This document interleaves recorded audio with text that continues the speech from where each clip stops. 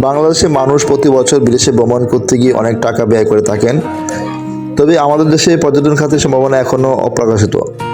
আমাদের দেশে প্রাকৃতিক সৌন্দর্য, ঐতিহাসিক স্থাপনা এবং সাংস্কৃতিক বৈচিত্র্য বিদেশি পর্যটকদের আকর্ষণ করতে পারে। তাই আমাদের উচিত দেশের পর্যটন খাতের উন্নয়নে মনোযোগ দেওয়া এবং বিদেশিদের কাছে আমাদের দেশের অতুলনীয় সৌন্দর্য তুলে ধরা। এই উদ্যোগের মাধ্যমে শুধু আমাদের অর্থনীতি বা লাভবান হবে তা নয়, বরং আন্তর্জাতিকভাবে বাংলাদেশে পরিচিতি বাড়বে। দেশে পর্যটন খাতে বিনিয়োগ করে আমরা এক নতুন দিগন্ত উন্মোচন করতে পারি। সোনারগাঁও বাংলাদেশের নারায়ণগঞ্জ জেলার একটি ঐতিহাসিক স্থান, যেখানে অবস্থিত বাংলা তাজমহল বা সোনারগাঁও তাজমহল। এটি 1963 সালে নির্মিত হয় এবং এটি ভারতের আগ্রা শহরের তাজমহলের অনুকরণে তৈরি।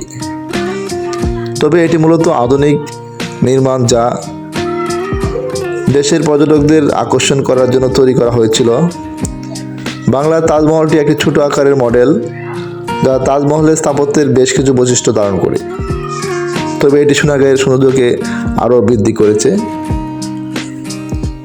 সকলের সুস্বাস্থ্য কামনা করছি। সবাই ভালো থাকুন, সুস্থ থাকুন। ধন্যবাদ সবাইকে। আসসালামু আলাইকুম।